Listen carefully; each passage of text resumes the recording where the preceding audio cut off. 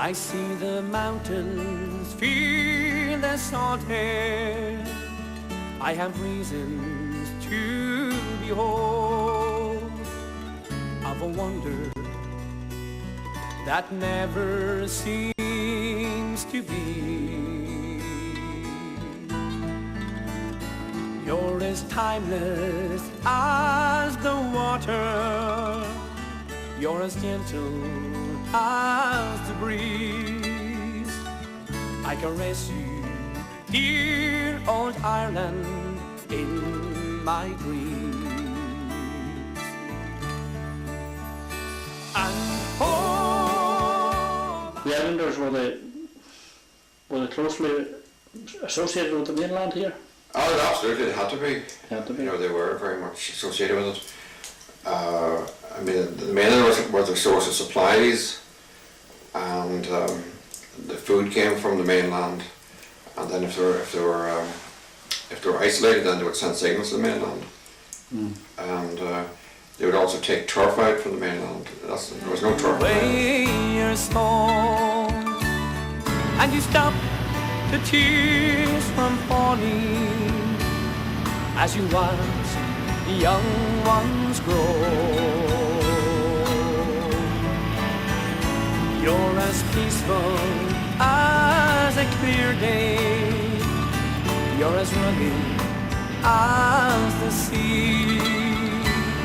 I caress you, dear old Ireland, in my dreams. And home I'll be, home I'll be.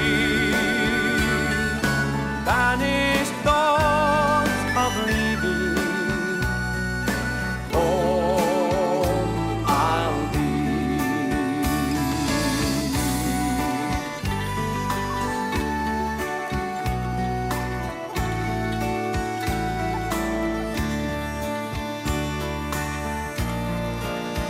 I see the blue lakes, feel the passion. I have reason to believe there are places that will bring you to your knees. I hear voices, they are calling. I have reason to pay heed. I caress you, Mother Ireland, in my dreams. And home I'll be. I live out of this world, far from the land. A lightkeeper, they ask. They shake my hand. It must be lonely out there. They do not understand. For rockbound by the tide and free from the throng, sweet peace fills my breast the whole day long. Every window's wind whistle is a blackbird's nesting song.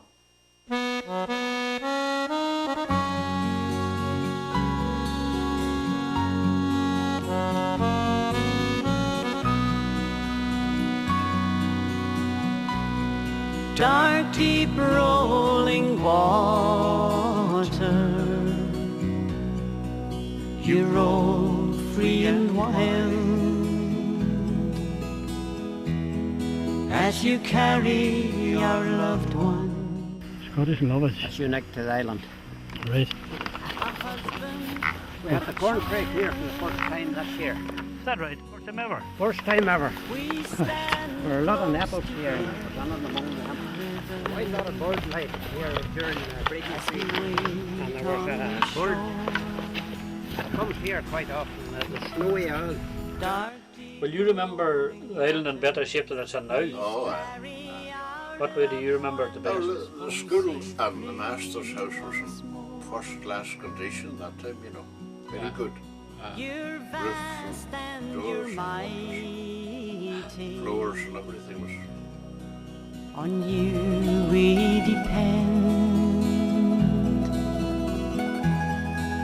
We trust you completely.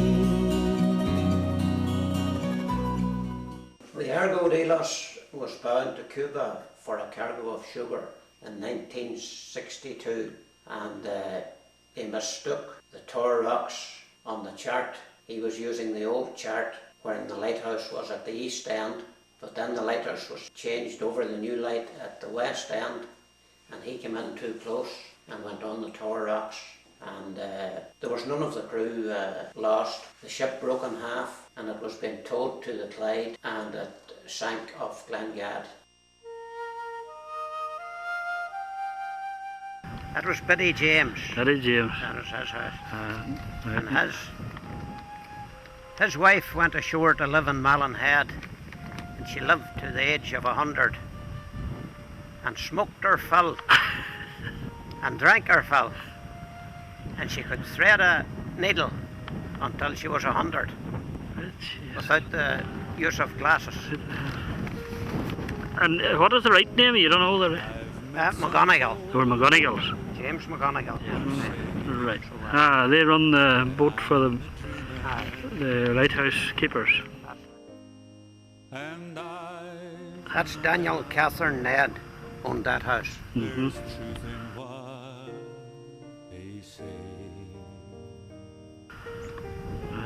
Would that be an outhouse there over to the side? That'll be an outhouse. They would keep maybe a cow.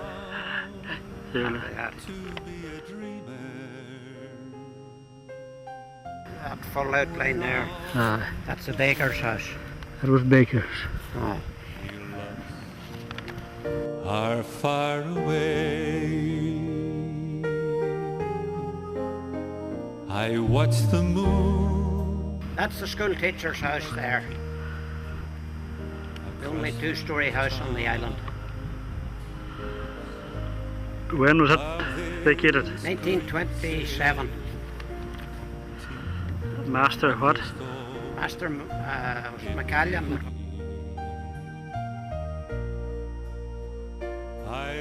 Next door was the school. Closed at the same time, I suppose? Closed at the same time, yes.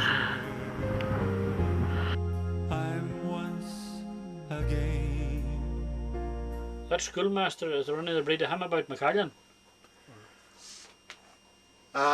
He was from Malin Town, or this side of Malin Town, McCallion. No, he was married and he'd one son and he's dead. No family? No, no family. No, he was. The son would be, if he was living now, he'd be 84. Oh, you know them well? I knew him. He was, I don't know what, he was disabled. You know. That's right. He was in a wheelchair. Part of Greenland. It has an unusual stone with pink and black veins running through it. That's very colourful. Yes, you wouldn't get the likes of that on the mainland. And sleepy valleys and fine. Yeah, well, we were out there one time there a few years ago. They had a mass out there. All right. They had a big mass out there. Oh, Christ, these crowds. I went from here with my boat. All right. Yeah, all the way out there, yeah. And the mass. A Sunday afternoon. Yeah, and the mass was up on a high rock there. You could see all the way down. It's up above the school there, the old school. And watch the waters laughing as they go. It could be Hudie, because James Hudie, he would have been McLaughlin. Hudie would be. Not sure that. I think his son became a captain on the Irish Light ship, the Granuaile. He was James, they were known. He was James McLaughlin. And though they paved the footpaths here with gold dust, I still would choose my isle of Inishtrahull. I still would choose my isle of Inishtrahull. That is wee Davy's house.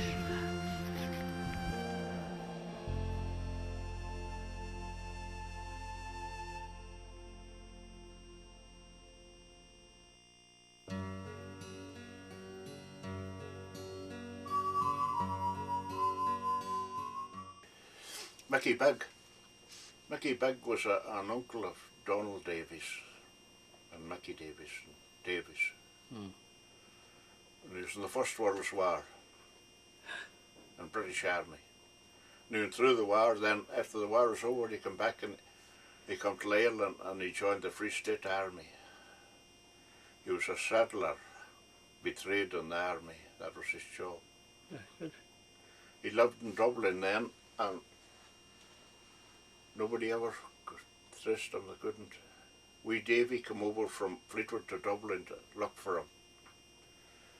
And he said they couldn't find him anywhere, you know. They went to a pub, somebody directed them to some of the pubs, and they went there, and the barman said, "There's a picture on the wall of a man with a white beard on him."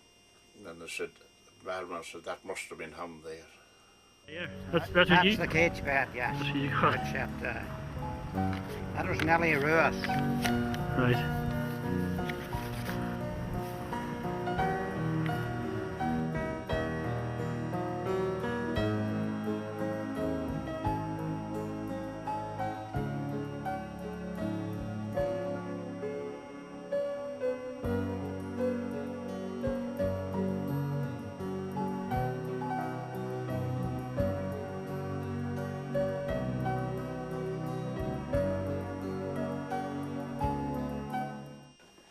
Nellie Ruiz, man, he was drowned coming out from Malin Head. Right. He come from Malin Head on the boat and he slipped and fell out. Oh. Was lost.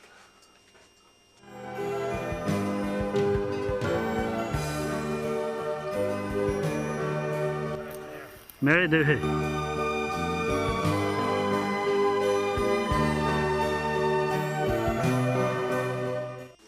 Well, Houghton, you know, Houghton's, old Patrick Houghton was my grandfather's name. Patrick Houghton's wife was Rosie. Rosie Duffy, I think, was her name before she was married. My grandmother. And was she from the island as well? Yeah, she must have been, you see, because they were married on the island. That's where the family, they had, and there were many kids. They had there was a few kids because my mother wasn't, I don't know if my mother was the oldest one in the family or not. There was three boys and 2 girls.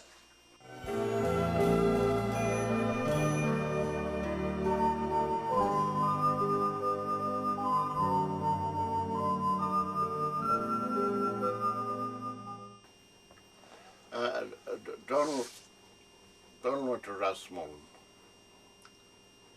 and Mickey and wee Davy went to Fleetwood, went to England. Was that with the fish? What did we go in there for? The fish out of Fleetwood, you know, and trawlers, Fleetwood trawlers, you know. Mickey's son, I think, he was a skipper there, out of Fleetwood. They're all very clever people, you know, very brainy people, you know. All? Island people, I'll say that. Great storytellers. Were they? Oh, couldn't beat them. Oh. Mightn't be all through, but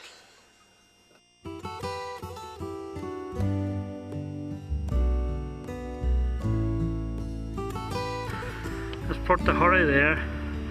And just up from that we have Willie John Phillips. There's a mark beside the door Or Willie John that he Phillips, made when I was nickname again. four, to watch me grow.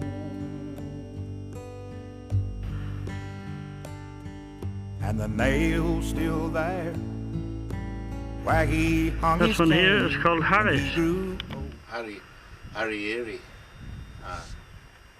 Don't know what become of him, where he went, I don't know.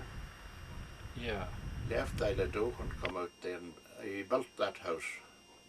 That was the last house built on the island. Was that right? Mm. I know. Don't know what become of him. This is called Big Barney's. If this old house could talk, the stories it could tell. The king. King was Barney McGonagall. They say he was a great big man with a white beard on him, a great big white beard. Very mild man when he was sober, but he could change the opposite way when he was drunk. And he always wore a big belt round him and a butcher's knife stuck in it. That was his way. Boy. Then when he'd get drunk, he'd go and take out the gun and he'd start shooting round in all directions. Scaring everybody. Yeah. Well, what authority had he? What authority had the He king? wouldn't have much, you know. I don't think it was just... It may be one of them kind of men, you know, they had to have a king anyway. And he might have been the best for the job. And Mama So cried. this wee house here is the writers. That's the curing house where they cured the fish. Yes. And Daddy held me close, said, son, we love you so, don't forget to ride. And We're somewhere on the left-hand side going towards the going up and chasing east me. end One of the day island. I turned around and they were That's the Taker's house there. Right. And how he got the name Taker. It seems he would never put the oars out on the boat. Like a stone. He would have the sail up and he would be, as we would say, he was tagging her. This old They called him the Taker. the stories it could tell, the love that filled these rooms ran deeper than a well, and I'd give anything. Whatsoever. My neighbour said, well, Taker lived above me and they come in there in 1910. They come to They love. lived up the road there. And what do you? And his Glen father and all, Glen- brothers and Portline, Portland. Glencat. And you'd be here with me every day, That's what he wanted to talk about the island, you know. Was he lonely for the island, do you think? Did he miss was, it? he missed it. Well, how did they manage to get a place here? Were they able to buy a place? No, well, it was a council cottage that time in 1910 or 11, a labourer's cottage. Oh, They right. got that. Ah, But then other people got houses here and there, you know, vacant houses. But they weren't too hard to house. do you know any of them people there? That's Charlie Taker there with the hat on him. Yes. What is he now? And that's his brother there, Sean.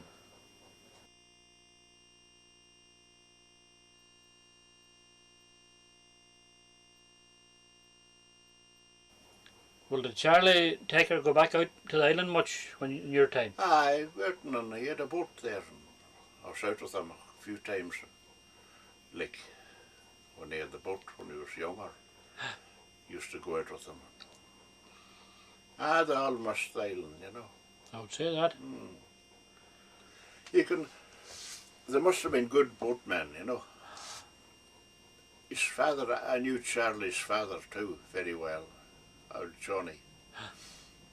And he told me about coming into Malin Head to get confirmed. And there were three boats come in. And they're all for confirmation. Nobody come with them. Just the youngsters? Aye. And he was the skipper of one boat. And he said, coming into Malin Head, he was to take off the rudder, and it was too heavy for him to take off the boat, and it fell into the water and lost it.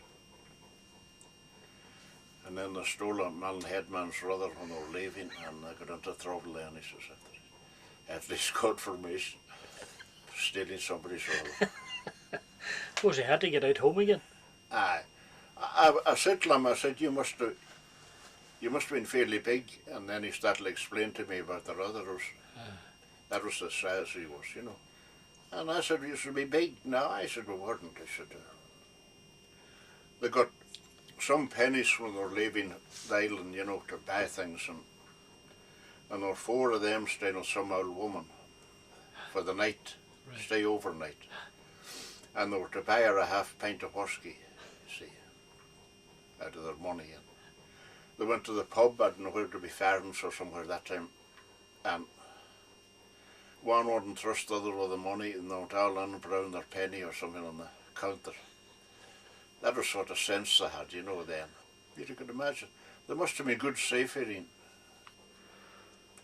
That old lady, Betty, Johnny Taker's sister, now she was married to Baker. She was in America. Was she? Before she got married. She came back then, got married. And she was telling me she went out on a boat, and there were cattle on the boat. And the old boat was leaking. And they were at the cabin, and she was in with 2 other girls. They were up to the knees in water, going out. God save us. And the old manure of the cattle was washed down through it. And what made her come back at all? She didn't come back to get married anyway, because she said that Baker, the night before she left to go back to America again, Baker asked her to marry, and she stayed. She'd rather live with him than go to America. Yeah, well, my mother, you know, was one of the Takers, and she was born on the island. She left the island when she was 9 years old. You know, she always said she was 9 years old. I don't know where they went from there. I think they went into Malin Head, and then they wind up down in Bunt in Glengad, the place they call Bunt down in Glengad. The Takers wind up there, my mother. It was John Briney's.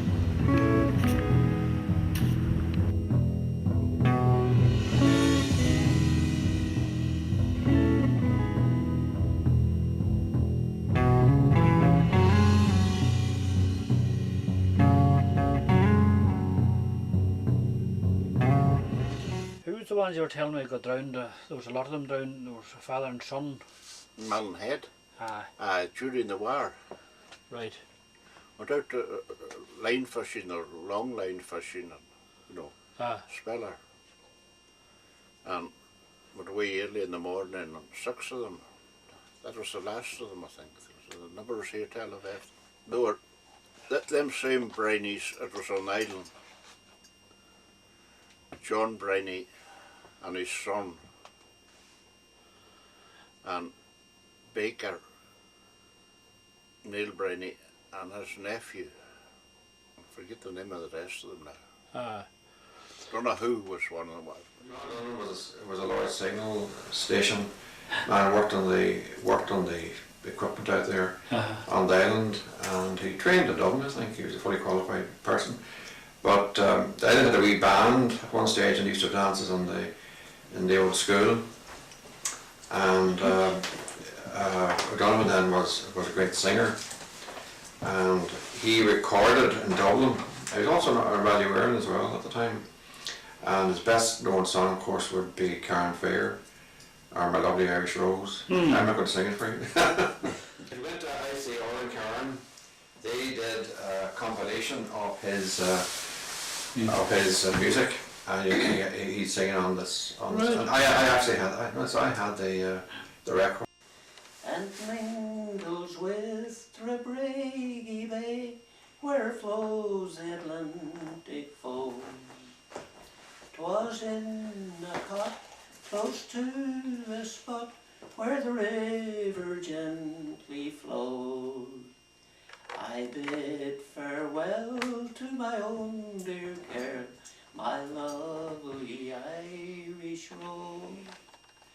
O care unfair beyond compare, I think I see it yet.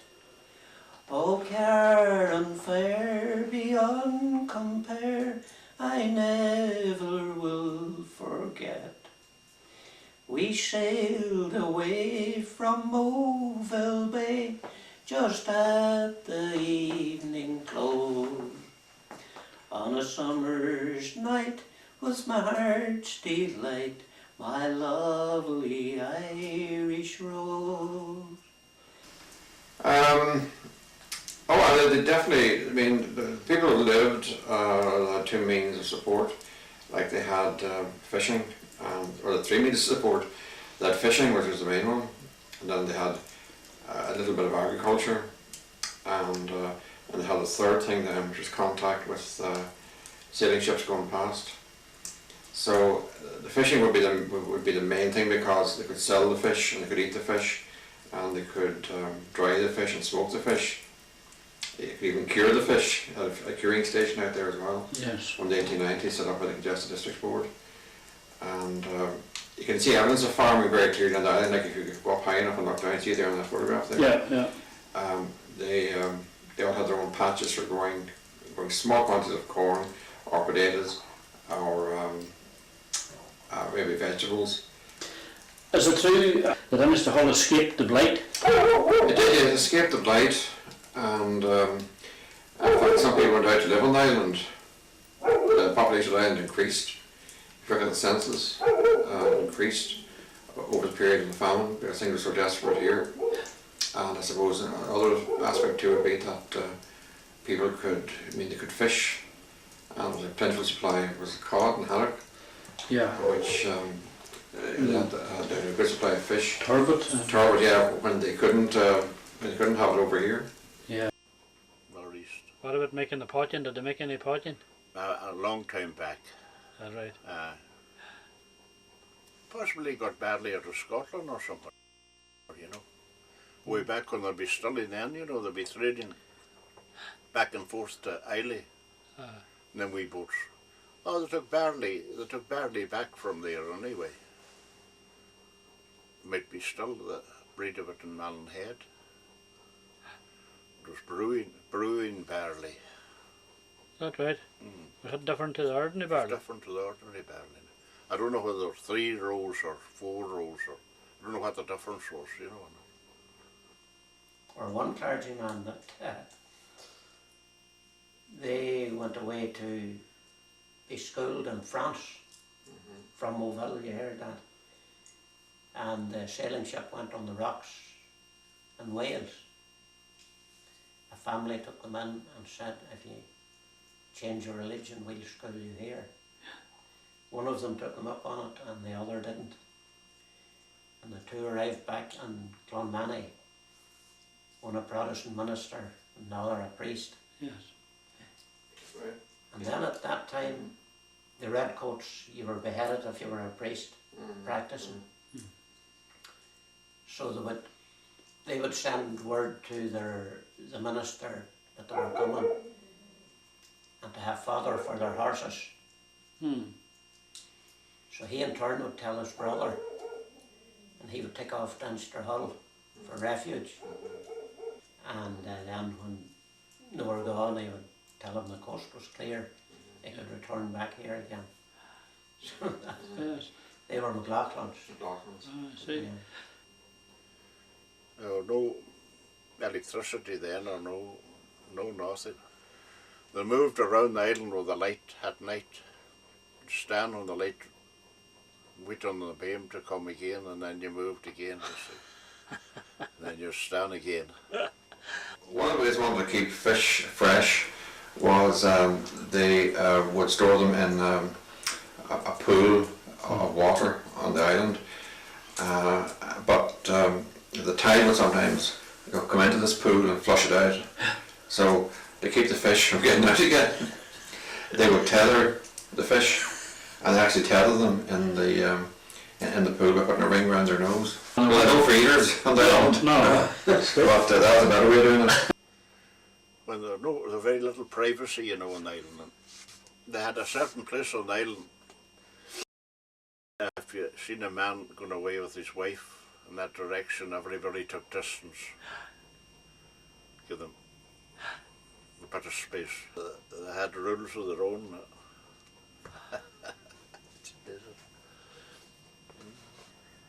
I was talking to the landlord. Yeah. In fact, the real landlord of the island was the Earl of Shaftesbury. And he would have inherited from Arthur Chichester. And like when Inishtrahull was planted in, you know, after Carrot Order's rebellion,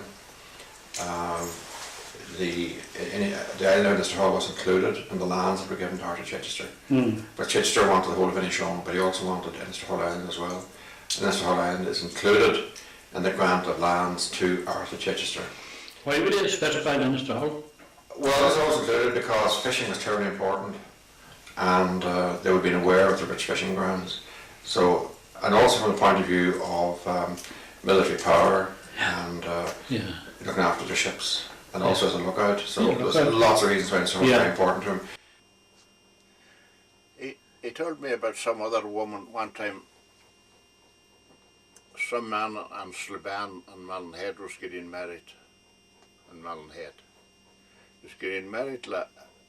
It was a kind of a very shabby and rough. But he was marrying a young girl, you know.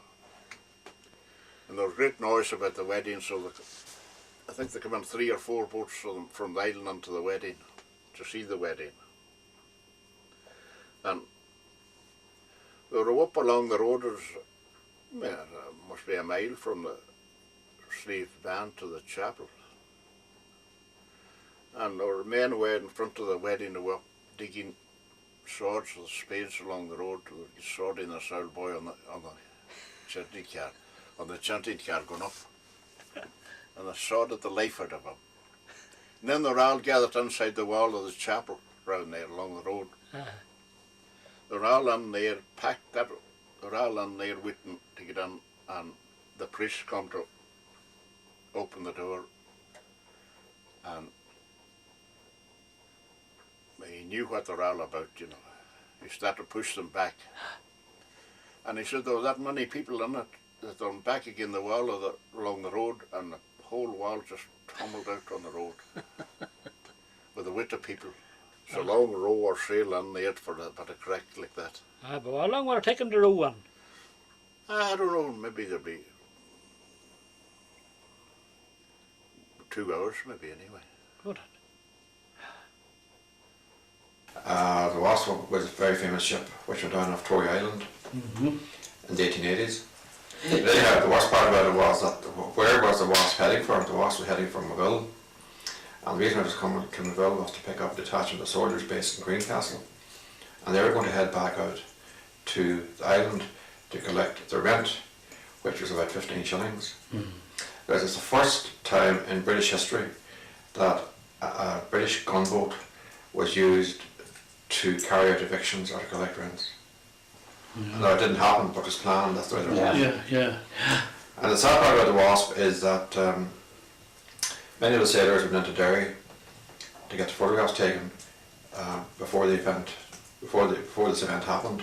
And they just explained that by saying that the Wasp is notorious, like it's got a very bad reputation for what it was planning to do, and but in fact that ship had been one of the major suppliers of food during the famine. So it really had, the ship was very welcome. Yes. Sorry, in post-famine times the ship had been, you know, it was carrying food and potatoes and other kind of supplies, seed particularly, into Donegal. I went to a dock then, say in Maville or Greencastle. The sailors then would go up to Derry and get their photographs taken. So there are photographs available showing the sailors from the Wasp with the word Wasp written on their, you know, on their caps. So that's the connection between Inishtrahull and the story of the Wasp. And another interesting point is that the propeller of the Wasp is to be seen down at outside the museum in Greencastle. So you can have a look at that. And take a look. Wreck of the HMS Wasp. Inishtrahull Island, September 22nd, 1884. Captain Nicholas was a seaman bold who worked with naval skill to steer the Wasp through northwest blast on course set to Moville. The date September 22 in the year 1884, when the wind rose to a howling gale around Tyrconnell's shore, and terror-stricken in their homes, wives of fishers joined in prayer for God to calm the mighty waves, their kith and kin to spare. The Wasp set out that morning from Westport in Mayo, eviction sailing orders, Inishtrahull the place to go. But round in rugged Iron Moor, the breath of winter told, a passing shower of blinding sleet, the air was icy cold. For shelter till the storm would pass, they tried bound beg to gain, but raging seas on Golabar made all their efforts vain. A danger signal then they gave, no sight of Tory eye. The captain checked the compass, slowed engines for a while. The dread moment came at last, with crunch and fall of mast. The mizzen first and then the fore, the surging waves upcast. Against a rock the Wasp was dashed, she sank and none could save. For 62 bailiff and crew were lost to an ocean grave. And mingling with the moaning wind, the circling grey gulls cry, a requiem for perished souls who on the seabed lie. Yet 6 escaped to tell the tale of hardship and wound sore, how using bowsprit as a bridge they crossed and jumped ashore. Since then erected on the spot, a slab recalls the day when the Wasp was transporting battering ram, was wrecked off Scotmurrock Bay. Good.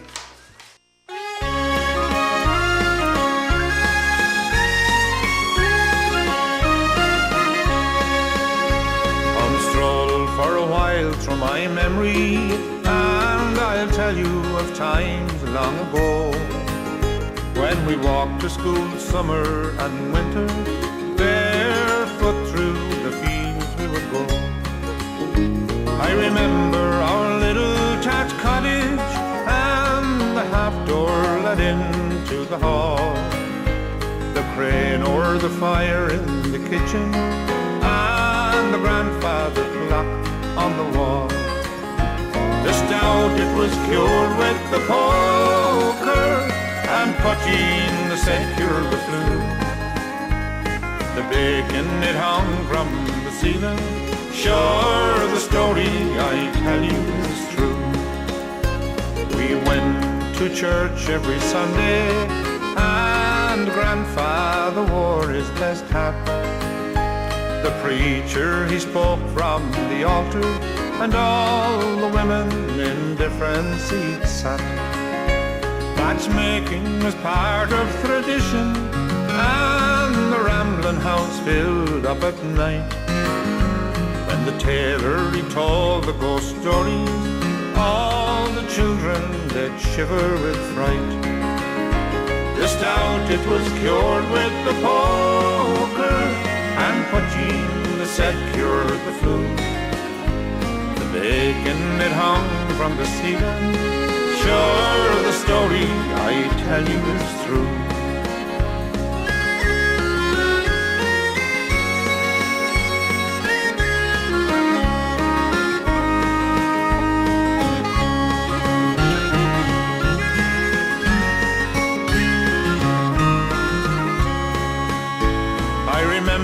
The sound of the anvil and the burning horse hoof we could smell when we passed the forge door in the evening with the water we fetched from the well.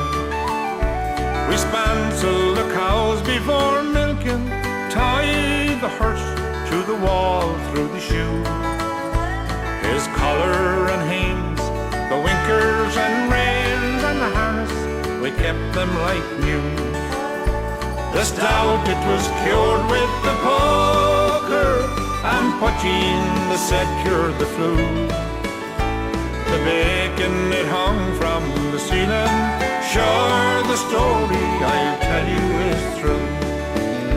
For miles to the fair in the darkness, with our animals we walked with delight. When the wheeling and dealing was over, everyone waited on for the fight. Now I hope in telling this story I haven't detained you too long, but there's so much more I must tell you someday in some other song. The stout it was cured with the poker, and poteen the said cured the flu. The bacon it hung from the ceiling,